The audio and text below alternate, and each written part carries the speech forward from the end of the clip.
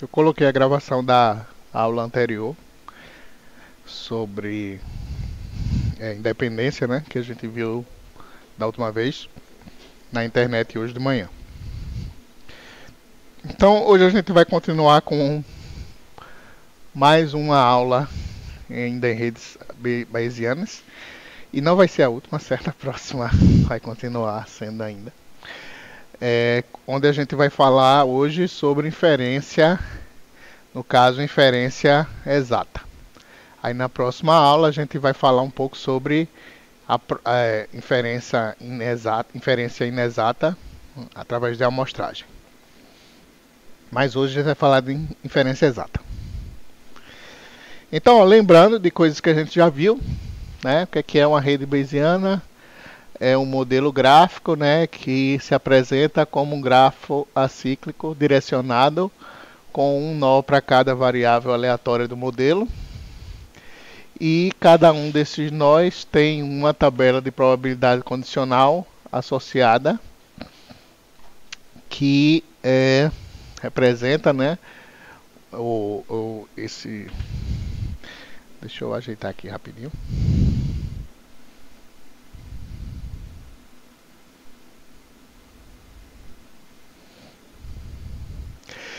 Então, cada uma dessas tabelas, né, associadas aos nós, vai representar essa distribuição de probabilidade, a probabilidade da variável do nó em questão, condicionada aos diferentes valores dos pais dela no grafo.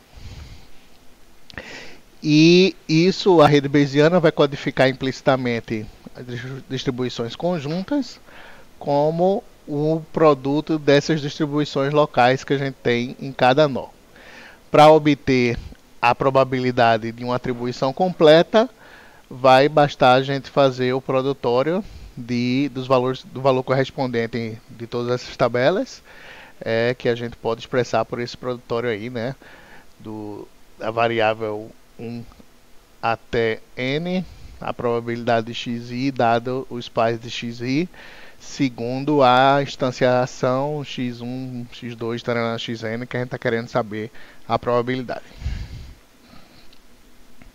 Aqui o nosso velho exemplo da rede de alarmes, né? A gente viu aí que é um problema clássico da literatura para apresentar o tema de redes bayesianas, né?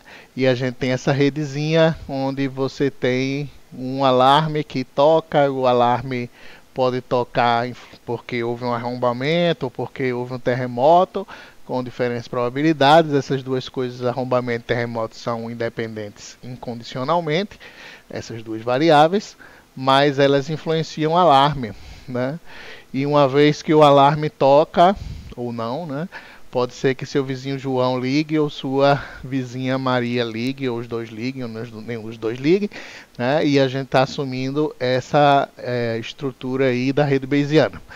E no nosso exemplo a gente está usando também essas tabelas de probabilidades condicionais associadas aos nós, certo? Essa maior aqui no canto é a da variável alarme. Então, ó, tem um appletzinho também que vocês podem brincar com redes bayesianas, um applet gratuito que está nesse endereço aqui. Vocês depois podem olhar. E eu coloquei aqui para a gente dar uma olhada nesse exemplo. Então, ó, nesse applet a gente consegue criar redes bayesianas. Por exemplo, se a gente quisesse criar essa rede, a gente poderia começar criando o nó para o arrombamento, né? E dizer que os valores para arrombamento são que houve arrombamento ou não houve arrombamento. E aí a gente poderia colocar a tabela de probabilidade dele. Então, por exemplo, aqui arrombamento é 0,001, né? Então, 0,001. Como essas coisas tem que somar 1, ele já completa o outro, né? Você só precisa botar metade da tabela. E assim por diante, certo? Então, por exemplo, terremoto.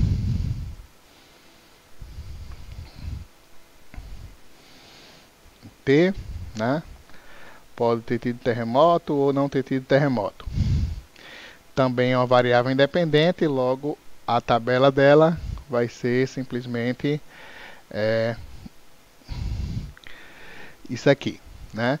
Ou seja, é 0,002 para terremoto. Na verdade é o nome da variável que a gente está usando, eu botei T, né? Mas tudo bem. 0,02. Pronto. Aí veja que quando eu botar o A, que é o do alarme, todas essas nossas variáveis são binárias, né? Na verdade, a gente está colocando assim, primeiro o mais e o menos, né? Todas essas nossas variáveis são binárias, mas aqui no caso do alarme, ela é filha do B e do T no grafo. Então a gente pode ligar aqui o B ao A. Note que a rede bayesiana é um grafo direcionado, né? Então a gente liga aqui em direção do pai para o filho. E aí nota que se a gente colocar aqui para editar a tabela de probabilidade do filho, vocês vão ver que apareceu a tabela já condicional aos valores do pai da variável, né? No caso é B e T, então a gente vai ter todas as combinações de BT e as probabilidades para mais A e menos A para cada uma dessas combinações, certo? Nota que o lado da direita é complementar ao lado da esquerda também. Cada linha dessa vai somar 1, né? Então a gente só precisa preencher uma coluna. Bom, e assim por diante a gente consegue fazer aquele modelo. Eu já criei ele todo aqui. Então deixa eu abrir o que eu já fiz.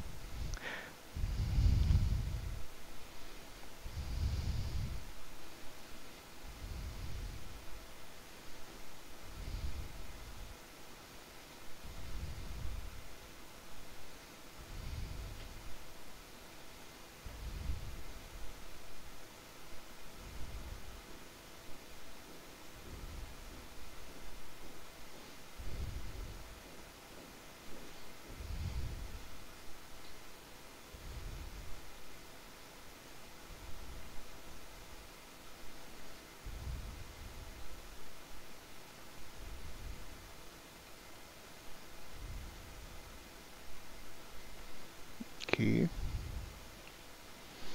Pronto, então aqui já está a rede completa, certo? Se eu abrir aqui uma tabela, vocês vão ver que é a tabela com os valores lá que a gente tem usado nos slides.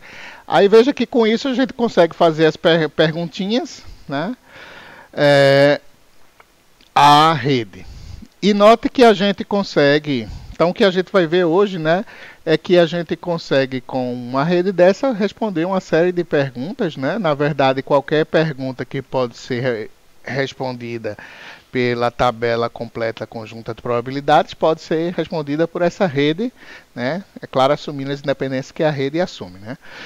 Então, por exemplo, nesse aplicativo aqui a gente pode fazer as simulações. Então veja que, por exemplo, se a gente tiver olhar a tabela simplesmente aqui, ó, a probabilidade do B diz que é o que a gente preencheu, né? A probabilidade de ter arrombamento é somente 0,001 e de não ter é 0,999. Agora a gente pode colocar aqui, colocar uma evidência, né? Então a gente pode usar isso aqui, make observation, que é para dizer uma evidência. Então aqui no caso a evidência pode ser, ó, João ligou. Isso é uma evidência. E você pode ter outras evidências também. Então, por exemplo, também tenho a evidência de que Maria ligou. Então, tanto João quanto Maria ligaram, né? Aí veja que se a gente colocar agora, olhar aqui agora a probabilidade dessa variável do terremoto, ó, vai ter aumentado bastante. Tá vendo? Então, como a gente viu, né, na aula sobre independência, como daqui para cá a gente tem uma cadeia, né, essa variável não é independente dessa condicionalmente, né, e nem essa dessa, né, ela era independente antes, né, mas não, quer dizer, ela era incondicionalmente independente, né, mas uma vez observado, a gente vai ter influência, né? Então a gente tem isso aí, por exemplo, também vai ter aumentado a probabilidade de terremoto. Então veja que a probabilidade de terremoto também aumentou bastante. Pronto. Aí como é que a gente consegue responder essas perguntas, né, e calcular essas coisas usando a rede? A gente está fazendo inferência, né, o que a gente chama de inferência. E a gente vai ver hoje como são feitos esses cálculos de forma exata como esse programa faz, certo?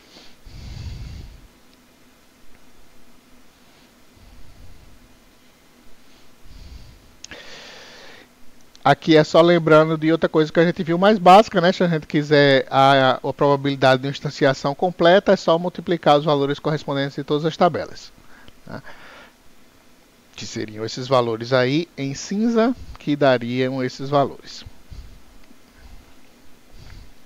Bom, então é o que a gente vai ver hoje, né? O terceiro item aí de inferência probabilística na sua parte exata, ou seja, a gente não vai ver o último quadradinho hoje, esse aqui é a amostragem, né?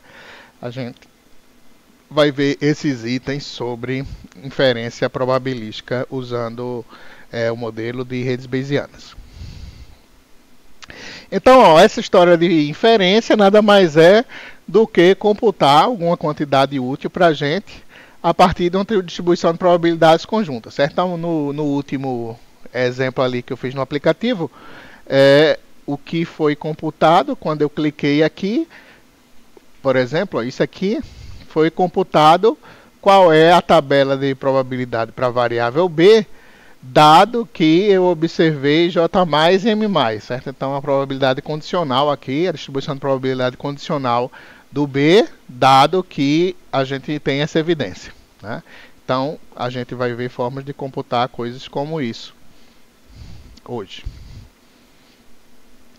Então, tipicamente a gente vai computar coisas desse tipo, né? Qual a probabilidade de determinado variável ou de variáveis, que a gente está chamando de Q, dado determinada evidência, certo? A gente está usando aí a notação Q justamente porque vem de query, né, de consulta, que é o que a gente vai usar, a nomenclatura que a gente vai usar para as variáveis que vem aí do lado esquerdo do nosso condicional, né?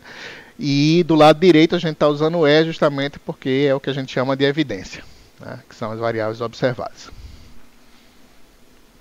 Então, isso é um exemplo de cálculo de probabilidade a posteriori, como a gente viu agora no aplicativo, mas isso aí muitas vezes é usado também para determinar, identificar qual é a explicação mais provável, né? Então, isso aí é simplesmente você olhar qual é o argumento máximo dessa consulta, né? Então, por exemplo,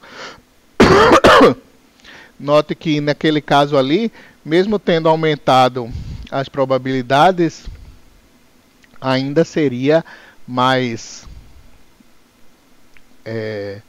provável não ter havido arrombamento do que ter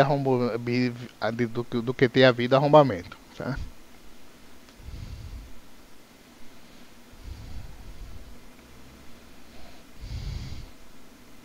Então, ó, esse slide aí a gente já viu na aula anterior, né, que fala desse quadro em que a gente se encontra, né? A gente tem variáveis observadas, que são as variáveis de evidência, a variável de consulta, que a gente chamando de Q, e tem variáveis do modelo que nem são de evidência, ou seja, não foram observadas, nem estão na consulta, que é o que a gente chamou de variáveis escondidas, e a gente usa o H aí justamente do hidden em inglês, né?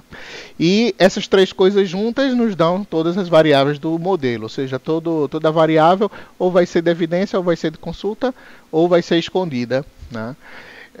E aí a gente viu que a gente pode obter o valor de uma probabilidade qualquer que nos interesse, né, usando a nossa notação aí seria a probabilidade disso aí, né, a probabilidade da consulta dada a evidência, e a gente já viu que a gente pode obter qualquer valor desse fazendo o que a gente chamou, que a gente pode chamar de inferência por enumeração, que partia da tabela conjunta e fazia aquelas questões de marginalização, né, e seleção. A gente começava selecionando, né, as entradas consistentes com a evidência da tabela conjunta e depois fazia a marginalização somando as variáveis escondidas e aí depois a gente normalizava e aí tinha a resposta que a gente queria, certo? Então, na verdade, a gente já sabe uma forma de fazer isso, inclusive usando redes bayesianas, porque note que quando a gente pode multiplicar lá todas as tabelas da rede bayesiana, né, e ter a conjunta, né? Então a gente poderia obter a conjunta e fazer as contas do jeito que a gente já viu antes. O que acontece é que nos problemas práticos, obter a conjunta significa obter uma tabela grande demais, com muitas colunas e principalmente muitas linhas, né? E aí o que acontece é que uma rede bayesiana vai nos tornar esse cálculo muitas vezes menos custoso, uma vez que a gente não vai precisar, na maioria das consultas com redes razoáveis, construir a tabela toda. A gente vai precisar construir apenas tabelas bem menores, como a gente vai ver aqui daqui a pouco, né? Embora que o comportamento do pior caso vai continuar sendo exponencial tão quanto a construir a tabelona, certo? Então a gente vai ver hoje um algoritmo exato melhor, que pode ser usado na prática do que a inferência por enumeração, que é o algoritmo da eliminação de variáveis. Ele, na prática, é bem mais rápido, e na maioria dos casos, do que seria a inferência por enumeração, construindo toda a tabela da conjunta, mas tem um pior caso tão ruim quanto. Certo? E aí por isso que vai ter interesse também da gente no que vai vir em seguida, que é a inferência por amostragem, que pode ser mais eficiente, né? Mas a gente deixa de lado a exatidão da resposta. Bom, então, ó, só deixando mais claro, né, isso que eu falei, se a gente quisesse fazer inferência por enumeração numa rede bayesiana, para calcular, por exemplo, essa probabilidade aí, no nosso exemplo do alarme, qual é a distribuição de probabilidade de ter havido arrombamento, dado que você observou que tanto João quanto Maria ligou. Isso aí a gente poderia partir de fazer a seleção, em seguida a marginalização, né? Então a gente vai obter essa probabilidade aqui, né, fazendo a marginalização das variáveis que são escondidas, né, ou seja, nem são observadas nem são da consulta, no caso é IA, e aí usando a fórmula da rede bayesiana aplicado a essa estrutura, essa probabilidade se torna essa multiplicação, certo? É a multiplicação das tabelas condicionais dessa estrutura aqui, né? E aí a gente vai fazer essa continha aí, né? E vai ter o valor de probabilidade para cada um dos valores de B, né? Onde aí está B grande, porque na verdade aí são duas continhas dessa, né? Uma para B mais e outra para B menos. Então veja que é possível fazer, né, do jeito que a gente já sabia fazer. Agora, acontece que quando é uma rede bayesiana de um problema real, ela é bem maior do que aquela do exemplo do alarme, né? E aí fazer aquela continha já começa a ficar muito custoso, né? Note também que aqui no nosso exemplo, além de a gente ter poucas variáveis, todas as variáveis eram binárias. No exemplo real, além da gente ter mais variáveis, a gente pode ter várias variáveis que têm mais do que 2 valores, o que vai fazer crescer exponencialmente aí o tamanho do modelo. E aí, a eliminação de variáveis, que a gente vai ver em seguida, vai usar uma estratégia inteligente para otimizar o nosso cálculo e fazer que a gente faça menos contas. Veja só. Veja que quando a gente faz inferência por enumeração, a gente está gerando uma distribuição conjunta completa, com aquelas multiplicações, para depois fazer a soma, as marginalizações, certo? Onde a gente marginaliza as variáveis escondidas. Então veja que a gente faz essa multiplicação todinha das coisas e para depois somar, né, e fazer a marginalização. A ideia da eliminação de variáveis é intercalar as multiplicações com as somas em pedacinhos menores, certo? E a gente vai ver como isso é possível fazer de forma correta e ter o resultado exato do mesmo jeito, certo? Depois a gente vai ver que isso continua sendo, de um pior caso, NP difícil, mas na prática costuma ser muito mais rápido do que a inferência por enumeração.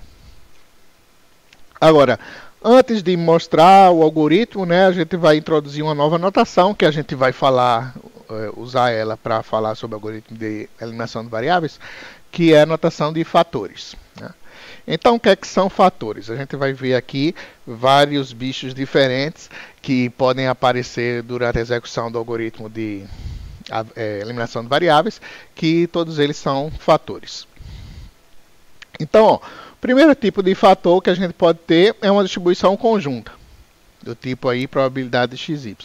Então, note que uma distribuição conjunta vai ser uma tabela lá onde a gente vai ter uma coluna para X, uma coluna para Y e nas linhas todos os valores, né, de probabilidade aí.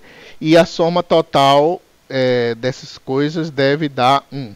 Né? Aqui está um exemplo.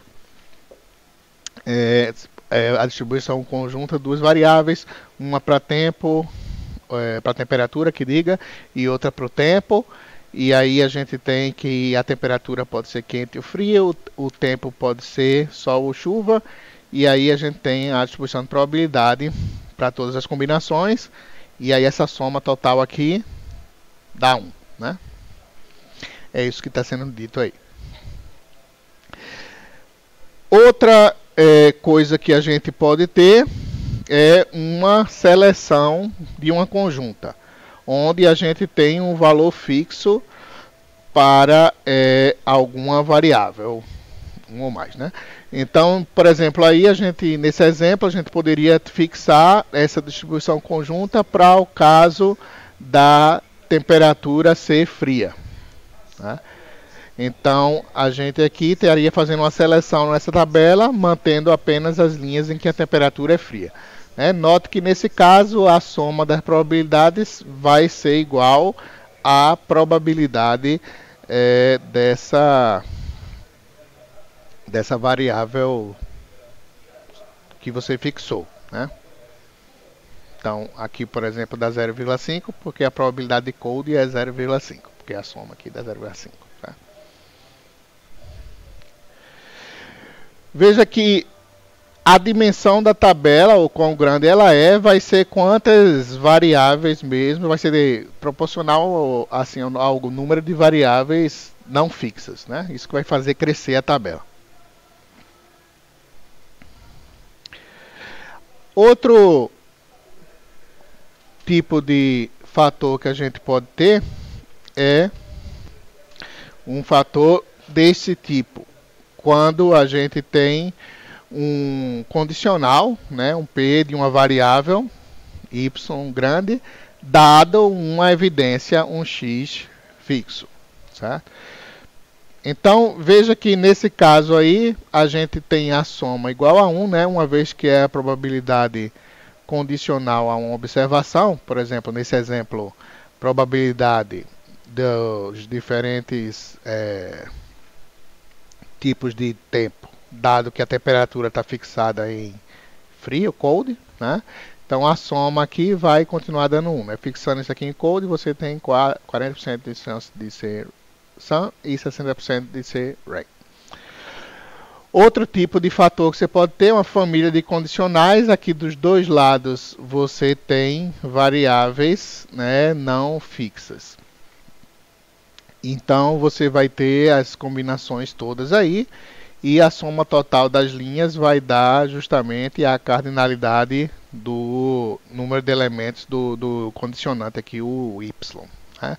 Então, veja que aqui é um exemplo, né, probabilidade do tempo dado a temperatura. E aí, veja que se você olhar essa tabela, ela parece ter a mesma cara de uma conjunta, mas na verdade é uma tabela totalmente diferente, né? Uma coisa que você vai notar é que isso aqui na verdade não vai somar 1, vai somar 2, né? Justamente porque a gente tem duas distribuições aqui. Uma para o caso que a temperatura é quente e outra para o caso que a temperatura é frio. Tá? Então, por isso que tem essa soma total igual à cardinalidade desse carinha aqui, porque na verdade você tem esse número de distribuições de probabilidades nessa tabela. Outro tipo de fator que você pode ter é uma tabela desse tipo aí, onde você fixa o lado esquerdo, né, mais para todos os valores do lado direito. E aí nesse caso aí você não pode dizer a priori o que é que tem que ser a soma. Pode ser muitas coisas diferentes, muitos valores diferentes. Então nesse exemplo aí você tem uma tabela da qual a probabilidade de você ter chuva para os diferentes valores de temperatura, certo? Então no caso aí tem dois valores de temperatura, quente e frio, e aí a chuva está fixa, né, e com esses valores aí. Então a gente pode ter no geral, né, no formato geral, uma probabilidade condicional qualquer, assim nesse formato, y1, yn dado x1, xm, onde isso aí vai nos dar uma tabela, né, multidimensional, e que quando a gente tiver em qualquer um dos lados um valor minúsculo, significa que a gente tem um valor fixo, e quando a gente tem uma variável maiúscula, significa que a gente está observando todos os valores da variável. Aí nota que quando a gente tiver um valor fixo, né, na verdade ele nem precisa aparecer na tabela. Então, por exemplo, aqui como valor fixo é rain, então na verdade essa tabela só precisaria ter essa coluna aqui e essa, certo? Você já sabendo que ela está fixa em rain, certo? Não precisa você representar uma coluna só para repetir rain, rain, rain, rain, certo? Então, por isso que está dizendo aqui que com um valor atribuído é uma dimensão faltando selecionada do array, porque na prática, na tabela, não vai ter. Esse cara vai ter em algum lugar indicando que esse cara está fixado em tal valor. Aqui um exemplo, né? Bem simples, a gente tem três variáveis. Uma para dizer se está chovendo ou não, rain. Uma para dizer se está engarrafado ou não, traffic. E outra para dizer se você está atrasado para a aula ou não, late. Né? Então, com essas relações aí, né, o rain influencia diretamente o engarrafamento, que influencia diretamente você estar atrasado para a aula ou não, e essas tabelas de probabilidades condicionais aí de cada uma das variáveis dados os pais dela. Aí a sua pergunta é qual é a probabilidade de você chegar atrasado para a aula. Então, isso aí, respondendo, usando a forma tradicional, né, vai ser você fazer a marginalização das variáveis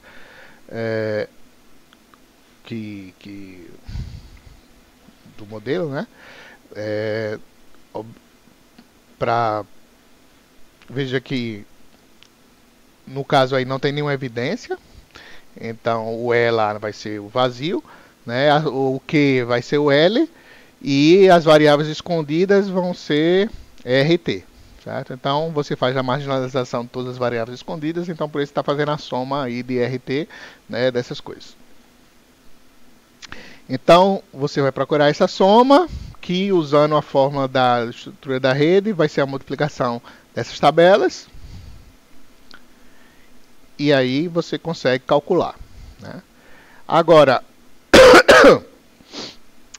a gente vai ver em seguida como a gente pode fazer essa coisa usando o algoritmo de eliminação de variáveis, que vai ser mais eficiente.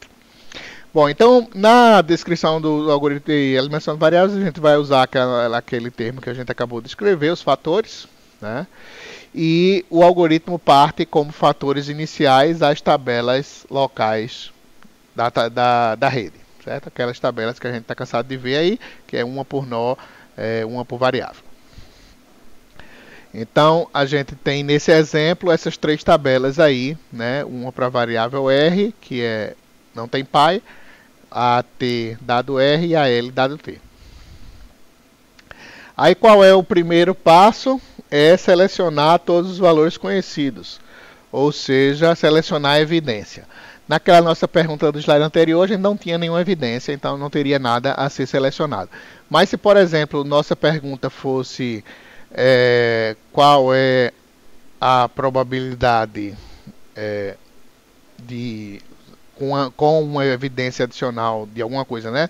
Dado uma evidência adicional que já sabe que você chegou atrasado, né? Por exemplo, se fosse qual é a probabilidade de ter chovido dado que você chegou atrasado, né? Então você teria uma evidência aí, um valor conhecido que é que você chegou atrasado. Então, se tendo esse valor, por exemplo, aí você ia partir como fatores iniciais, já selecionando o caso de você ter chegado atrasado, certo? Então, nesse caso, a única tabela em que tem L é essa aqui, né? Essa última. Então, ao invés de começar com ela completa, você ia começar somente ela com as linhas em que você chegou atrasado. E aí, o que a gente faz, né, na inferência por enumeração, é fazer a junção de todos esses fatores, multiplicando tudo, né, e depois somando as variáveis escondidas para ter o valor de probabilidade depois normalizar. Então, é isso que a gente faz, né, na inferência por enumeração. A gente junta tudo isso, né? Então, por exemplo, ao juntar essa tabela com essa, a gente vai gerar uma tabela com as duas variáveis, né? Onde cada valor desse é a multiplicação dessas duas correspondentes, né? Então, por exemplo, esse aqui R mais T mais vai ser esse 0,8, que é R mais T mais, vezes esse 0,1, que é o caso R+, porque aqui é R mais T mais, e assim por diante, né? R mais T menos vai ser esse valor, vezes 0,1 também, porque é R+. E quando for R menos, vai ser vezes o de baixo. Aí você teria uma tabela correspondente a isso. Essa aqui, né? E aí você, em seguida, faz o join com essa aqui, fazendo a multiplicação dos dois e chegando nisso aqui, né?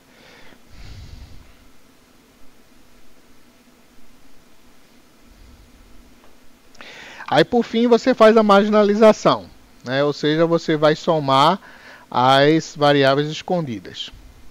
Então, por exemplo, se você tem uma tabela dessa, você marginalizar em R, seria você somar, pegar aqui o mais T, né, por exemplo, e somar esse valor com esse, e o menos T, somar esse valor com esse, e aí você tem o valor para mais T e menos T, né? Se você tivesse feito essa pergunta de qual a probabilidade de T, o que nesse passo você marginalizaria em R para chegar nesses valores.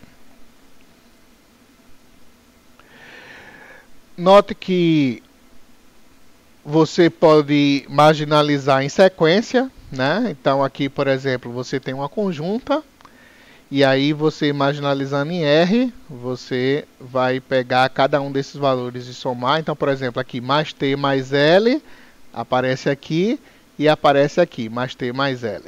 Então, se eu somar esses dois valores, esse com esse, eu vou ter o valor de mais T mais L, tendo norma marginalizado em R, né? Somando o valor de mais R com menos R, e assim eliminando a variável R, né? Aí, se a gente quiser agora marginalizar em T, a gente soma aqui, no caso, vai ficar só com mais L menos L. Aí o valor de mais L vai ser esse mais esse de cá, né? E o de menos L vai ser esse segundo valor mais esse último. E aí a gente tem a resposta aqui da distribuição de P de L.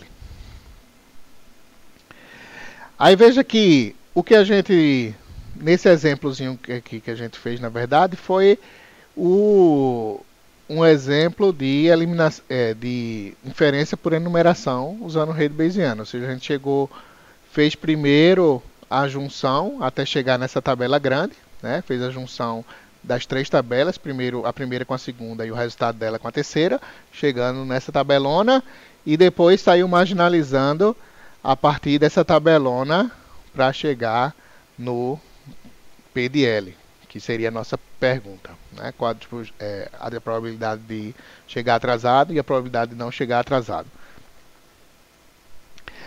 Aí o que acontece? Na verdade, a gente pode fazer esse procedimento muitas vezes sem precisar fazer primeiro todas as junções, gerando uma tabelona, e depois todas as marginalizações a partir dessa tabelona.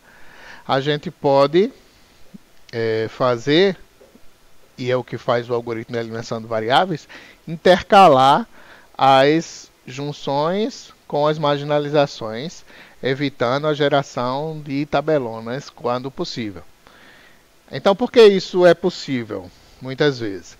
Então, veja que, por exemplo, nesse nosso caso, o que a gente fez foi isso aqui. Ó. Primeiro, a gente multiplicou essas duas tabelas, fazendo esse join. Aí, depois, a gente multiplicou esse resultado com essa terceira tabela. Aí, isso aqui deu a tabelona. Aí, depois, a gente fez a primeira marginalização em R e depois fez a última marginalização em T. Certo? Esse foi o procedimento do slide anterior. Mas, na verdade, o resultado seria idêntico se a gente observasse que, ó, na verdade, esse cara aqui, ó, P de L dado T, ele não depende de R. Então, a gente pode botar esse cara para fora do somatório aqui e ficar com isso, né? Então, veja que isso aqui diz que, então a gente poderia fazer primeiro o join em R, depois já fazer a marginalização, eliminando R, e depois fazer o join do resultado com isso, e depois essa marginalização em T. Certo? E chegaria no mesmo resultado. Então é isso que a gente pode fazer.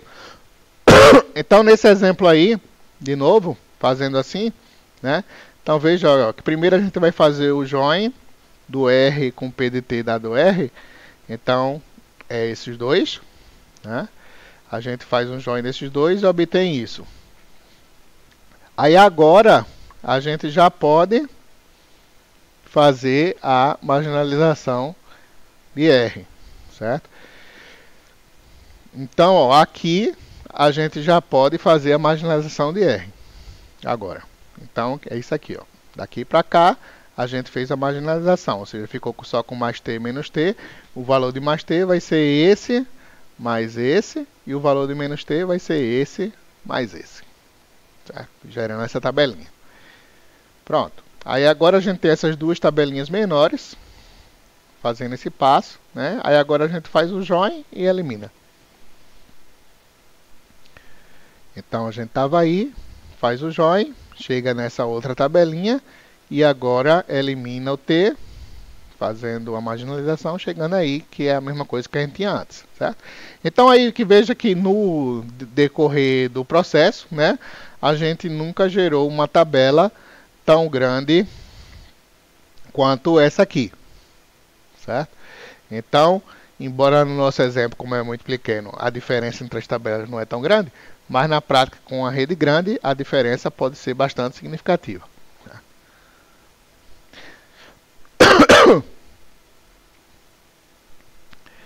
Então é isso que a gente vai fazer, certo? Então, o nosso procedimento vai ser basicamente assim, né? Se tiver evidência, então você já começa como fatores iniciais as tabelas da rede selecionadas pela evidência, ou seja, você já elimina as linhas que não dizem respeito à evidência. Então, ó, aqui no nosso exemplo a gente não tinha evidência, os fatores iniciais eram a própria tabela, as próprias tabelas. Mas se a gente quisesse calcular isso aqui, por exemplo, a nossa evidência é mais R. Então a gente já selecionaria as tabelas somente os casos em que é mais R. Então, por exemplo, essa aqui só ia ter essa linha, e essa aqui só ia ter essas duas primeiras linhas, certo? A gente começaria com essas tabelas aqui, se fosse o caso do que o que nos interessasse fosse calcular P de L dado R.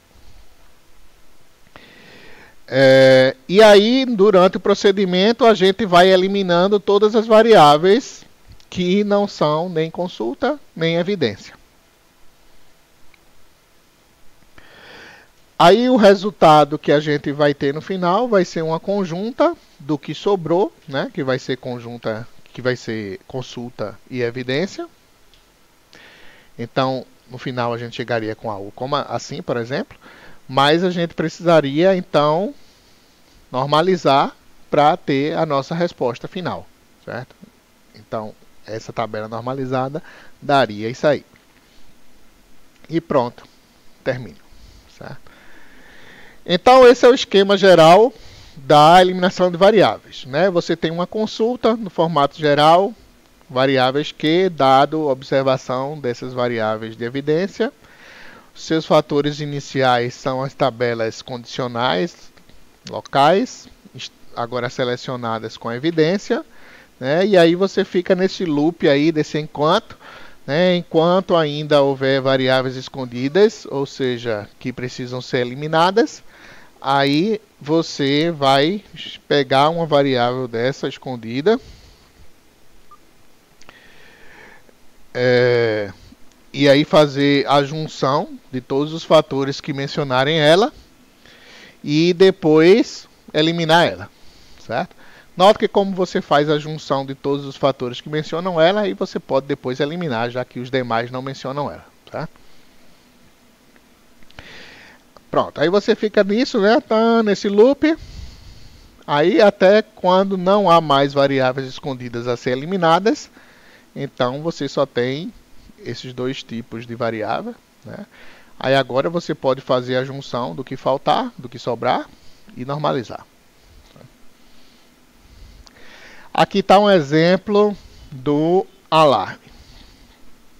Então, a nossa pergunta aí era as probabilidades de ter arrombamento, dado que você observou que João ligou e que Maria ligou, certo? Então, suas tabelas iniciais seriam as tabelas de probabilidade condicionais locais, selecionadas pela evidência, ou seja, as que tratarem de J e de M, você vai ficar só com as linhas onde J é positivo e M é positivo. Então, são justamente essas tabelas associadas a essas duas últimas variáveis aqui. Aí você vai lá para o enquanto, né? Aqui, ó, enquanto houver variável escondida, você vai fazer o procedimento para eliminá-la. No caso aqui, quem são as escondidas? São as que não são mencionadas nem na consulta, nem na evidência. Então, quem é escondida aqui são essas duas, ó, E e A, que serão as variáveis eliminadas. Então, tanto você pode fazer, qualquer ordem vai funcionar, certo? De eliminação. A gente vai ver daqui a pouco que o que vai diferir é que há ordens de eliminação muito mais eficientes que outras. Ou seja, algumas ordens de eliminação geram tabelas maiores que outras, dependendo da rede, certo? Então, nesse caso aí, se você começasse por A, aí as suas tabelas que envolvem A seriam essas três aí, certo? Então, você faria a junção delas e depois a marginalização eliminando A, certo? Aí continuaria mais uma rodada do enquanto, aí em seguida, aí você estaria com isso, né? Então, veja que tudo que foi já tratado aqui não precisa mais ser olhado, só o resultado disso mais o que ficou, né? E agora você tem essas três tabelas e você vai eliminar agora o E, né? Aí note que essas duas envolvem o E, então você vai fazer a junção das duas e depois marginalizar. Então aqui, ó, escolheu E, tem essas duas, faz a junção e marginaliza. Aí você agora tem essas duas coisas, aí você faz a junção e normaliza para chegar onde você queria, certo? Aí você tem a resposta, certo? Eu fiz uma planilhazinha aqui só para mostrar para vocês na realidade das coisas, né?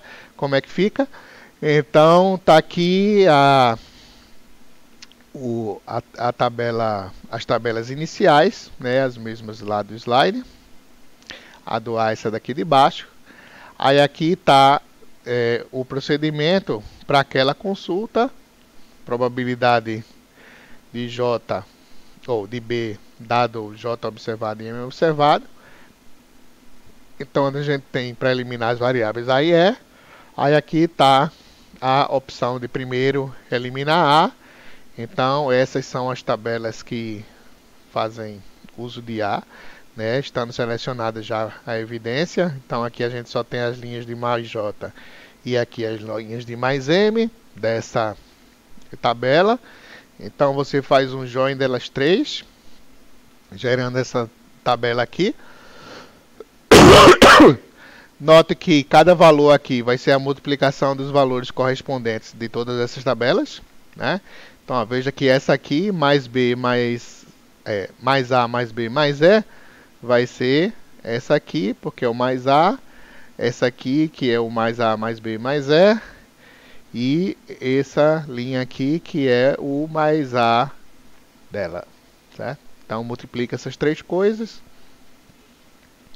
dá aquele valor da primeira linha e assim por diante. Aí pronto, obteve essa tabela. Agora a gente vai marginalizar para eliminar essa variável que a gente escolheu eliminar, que é o A, né? Então, marginalizando, veja que o A some dessa tabela, né? E os valores aqui vai ser justamente a soma dos casos de A para A, certo? Aí agora a gente fica com essa tabela e aquelas outras aqui mencionadas, né? Ou seja, são essas três aqui, ó. Essa que a gente acabou de gerar, a P de E e a P de B. Então tá aqui a P de E e a P de B não está aqui, porque na verdade a gente está já aqui fazendo o procedimento para eliminar E, ou seja, aqui são as que mencionam E agora, né, que é essa que a gente acabou de gerar, mais a do E. Aí fazendo a junção das duas a gente tem isso aqui, que é essa tabela aqui, ó. Que diga, essa tabela aqui, né? E aí por último a gente faz a junção disso com isso.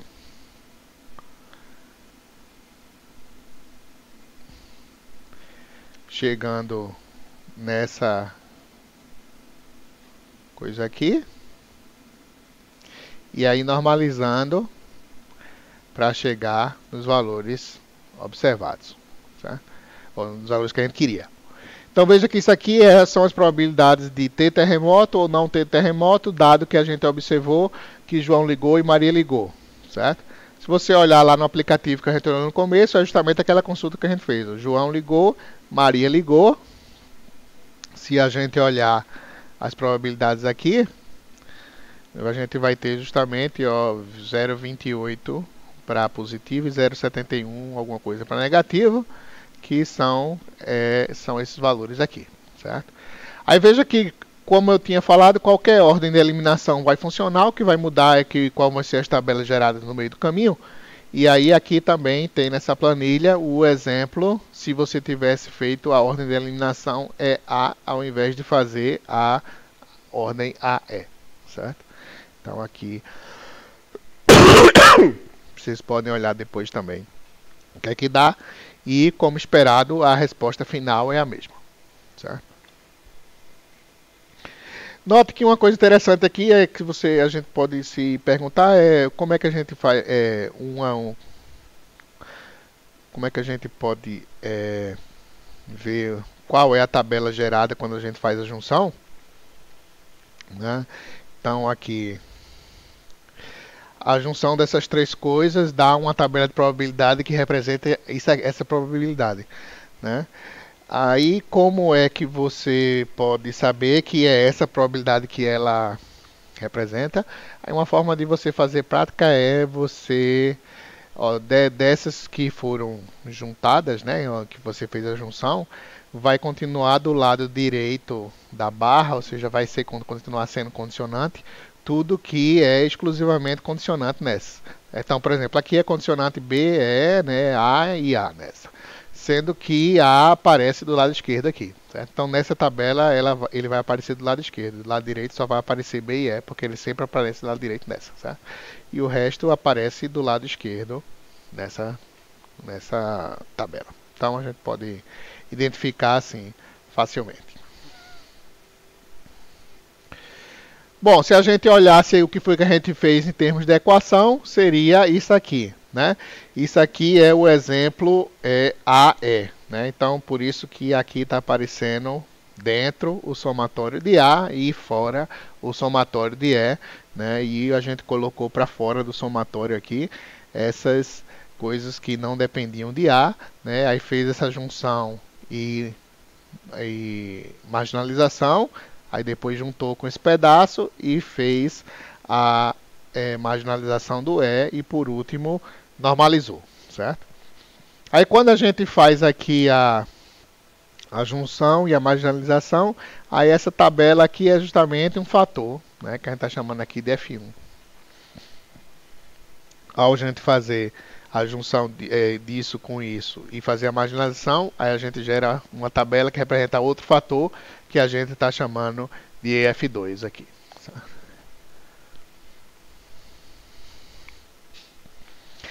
Bom, um outro exemplo aqui para deixar mais claro a questão de que é importante fazer, assim, a ordem vai influenciar bastante na complexidade computacional das coisas. Então veja que o que vai tornar o procedimento custoso ou não vai ser o tamanho das tabelas geradas ao longo do processo. Aí a gente pode falar do custo do processo justamente como o custo proporcional ao custo da maior tabela gerada. Certo? E aí o que vai acontecer é que a ordem de eliminação usada vai ser bastante importante. Então, nesse exemplo aqui, a gente tem uma consulta que é a probabilidade de x3, dado que foi observado valores de y1, y2 e y3. Né? Então veja que quais são as variáveis escondidas aí que a gente precisa eliminar, se a consulta é essa. Veja aqui, para saber quais variáveis escondidas é fácil, só é ver quem é que não está nem na consulta, nem está na evidência, certo? Então, as variáveis aqui que não são nem consulta nem evidência, ou seja, as que vão precisar ser eliminadas, são justamente Z, X1, né? X2, pronto, são essas três. Né? Então, são essas três variáveis que a gente vai eliminar e a gente pode usar qualquer ordem para chegar no resultado correto, certo? De eliminação. No entanto, a ordem usada vai influenciar bastante no tamanho das tabelas geradas, nesse caso aqui, por exemplo. Certo? Então, aqui assumindo, por exemplo, que as variáveis são todas binárias, se você fizer uma ordem de eliminação, então lembrando, a gente tem que eliminar x1, x2 e z, essas três. Se você fizer uma ordem de eliminação que deixa o z por último, ou seja, você fizer x1 e x2, ou x2, x1 e por último z, então, quando você for eliminar esse cara aqui, a única variável que faz menção a ele é essa de baixo, que foi até observada, certo? Então isso aqui vai gerar uma tabelinha de nada, do próprio tamanho dela, né? Que você vai simplesmente multiplicar os valores aqui pelo valor aqui observado, né? Aí, se você fizer depois eliminar x2, também isso aqui vai gerar uma tabelinha de nada, e aí depois você vai eliminar o z, né, por último. O que acontece ao contrário, se você primeiro eliminar o Z, ou quiser eliminar o Z, aí veja que quem faz menção ao Z é todo mundo aqui embaixo, certo? Então você vai precisar fazer a junção dessas tabelas todinhas, certo? Ou seja, você vai ter que gerar uma tabela bem maior, certo? Então, se você pegar essa estrutura aí e replicar ela para um XN, né, como está nesse outro slide, então a diferença do fator máximo gerado da tabela gerada no processo, né, seria muito grande de um para o outro, certo? Então, eliminando cada uma dessas daqui, né, do x1 até o xn-1, antes de eliminar o z, a gente estaria gerando só tabelinhas de duas colunas toda vez, né? Enquanto que se a gente fosse começar eliminando o z, a gente teria que fazer uma tabelona com todas essas variáveis, ou seja, uma tabela com essa ordem de número de linhas aqui, 2 elevado a n mais 1. Certo? Ou seja, isso aí é para mostrar que a ordenação da eliminação é muito importante para a eficiência do algoritmo. Certo?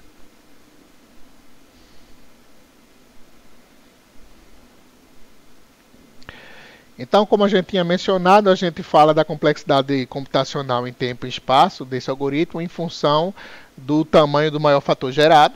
Certo? Então, aquela história lá de 2 elevado a m ou 2 elevado a 2, isso que lá é tipo a maior tabela gerada tem tamanho dessa ordem, né?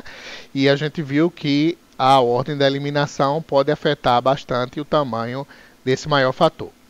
Uma pergunta que a gente pode se fazer é se existe sempre uma ordem que seja eficiente, ou seja, se para uma rede bayesiana qualquer vai existir uma ordem que só gere fatores pequenos.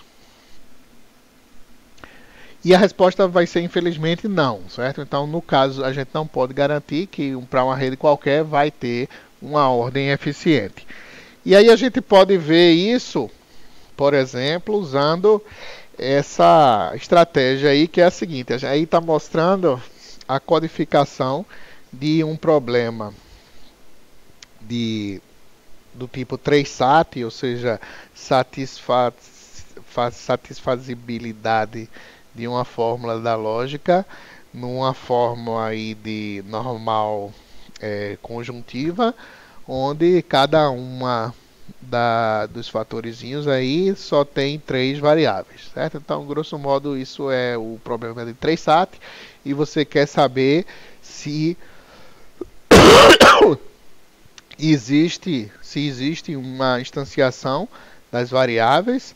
No caso aí são variáveis de x1 até x7, que torne a fórmula verdadeira, certo? Então, o problema de 3SAT em geral é isso. Você tem n variáveis numa fórmula, na forma normal, conjuntiva, onde cada termozinho aí da conjunção é uma disjunção de 3 dessas variáveis, e no final você quer saber se é possível satisfazer essa fórmula. E aí, esse problema é um dos problemas sabidos serem NP difíceis e NP completos, certo? Ou seja, não se conhece algoritmo eficiente para resolver. E aí está mostrando que se a gente tivesse uma forma eficiente de resolver uma rede bayesiana qualquer, a gente conseguiria resolver o problema de 3SAT de forma eficiente, porque a gente pode codificar ele como uma rede bayesiana particular, certo? Então, aí está uma forma de codificar isso, que é você faz uma rede bayesiana onde lá em cima você tem todas as variáveis, certo? De x1 até x7. Aí nota que as variáveis são binárias, né? Podem ser verdadeiras ou falsas. E aí você coloca na sua tabela, né? Nota que aí todas elas ninguém tem pai, né? Vai ser somente a probabilidade dela ser 0, a probabilidade dela ser 1. Aí você pode botar 0,5 para todas, para tudo, certo? Toda tabelinha é 0,5, 0,5, 0,5, 0,5, certo?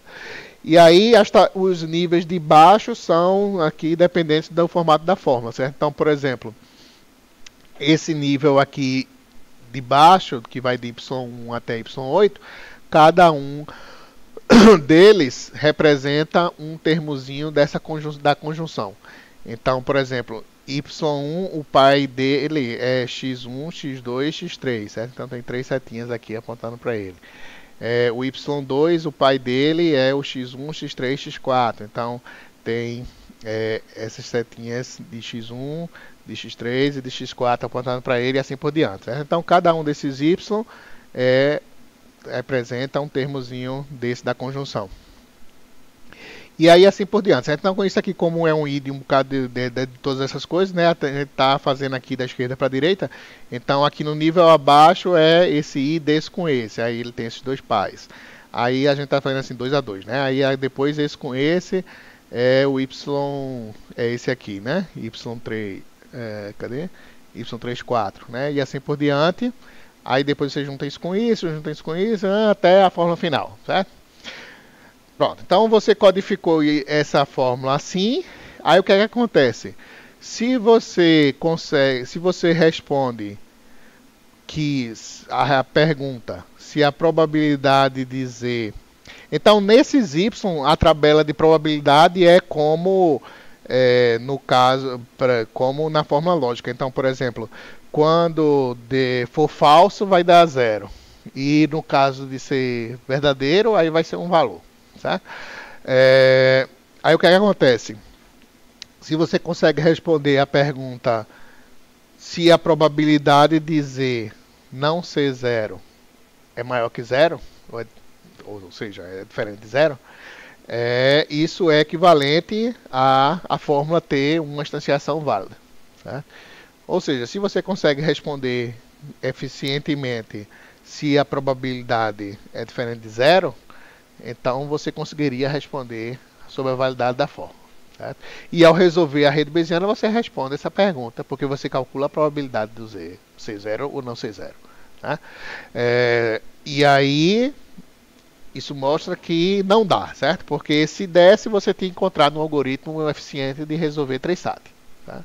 Então, na verdade, o pior caso é tão ruim quanto fazer a enumeração lá, o 2 elevado a n, no caso de variáveis binárias. Certo?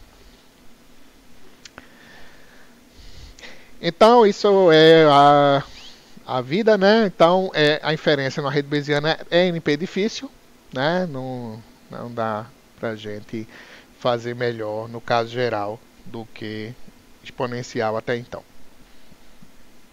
Agora, tem algumas estruturas de rede bayesiana que são eficientes você fazer inferência exata, certo? Então, uma estrutura em que é eficiente você fazer inferência exata são as estruturas chamadas polytree. O que é uma polytree? É um grafo direcionado sem ciclos não direcionados. Então, o que seria isso? A gente já sabe que a rede bayesiana é um grafo direcionado acíclico. Ou seja, não tem um ciclo direcionado. Né? Mas o que é que a polytree tem a mais de requisito? É que está dizendo que não pode ter ciclo nem não direcionado. Ou seja, se você esquecer a direção das setas, também não pode ter ciclo. Né? Se você considerar, ao invés de setas, linhas, né? Não pode ter ciclo nessas linhas. Né? Então veja que uma rede bayesiana ela pode não ter ciclo, mas se você assumisse as setas bidirecionais, aí vai se formar ciclos. Né? Se isso acontecer, ela não é uma polytree. Se ela não tiver ciclos não direcionados, ela é uma polytree. Né? Então nesse exemplo aqui, por exemplo, ó, essa estrutura aí é uma polytree, certo? Porque se você botar tudo não direcionado aí, continua sem ter nenhum ciclo, certo? Já essa estrutura aqui em que a gente codificou o 3SAT, ela não é uma polytree, certo? Porque, por exemplo, basta ver esses três aqui, já cadê esses quatro aqui, ó, já vai formar um ciclo se a gente desconsiderar a setinha, né? Considerar como se fosse uma linha.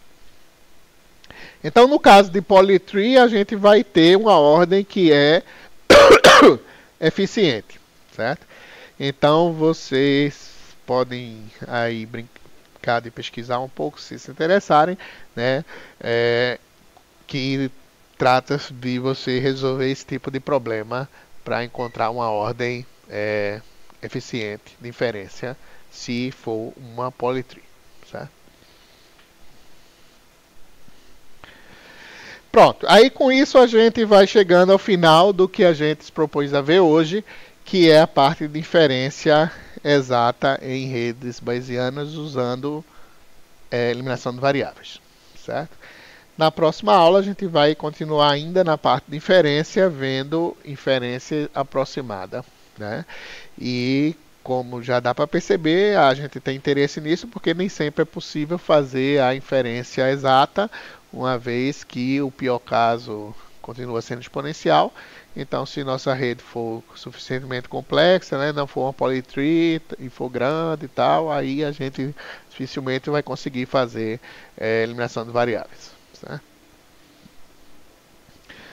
Bom, então com isso a gente termina por hoje e na próxima aula a gente continua com inferência aproximada em redes bayesianas, ok?